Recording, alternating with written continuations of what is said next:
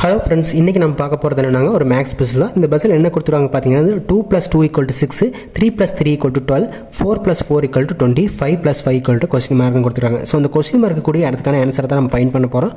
So நம்ம இந்த first row எடுத்துக்கலாம். 2 + 2 = 6ன்னு கொடுத்துருக்காங்க. ஸோ இந்த 6 எப்படி வந்துருக்குன்னு பார்த்தீங்கன்னா 2 இங்கே 2 இருக்குது.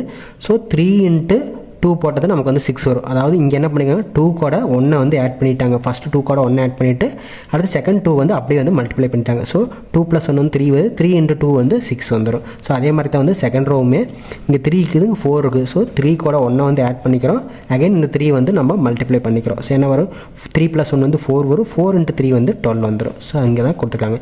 ஸோ அடுத்து பார்த்தீங்கன்னா தேர்ட் ரோ அதே மாதிரி தான் 4 இருக்குது, 4 இருக்குது. ஸோ 4 கூட 1 ஆட் பண்ணிவிட்டு அடுத்தது பார்த்தீங்கன்னா இந்த 4 அப்படியே நம்ம மல்டிப்ளை பண்ணிக்கிறோம். 4 + 1 5 வரும்.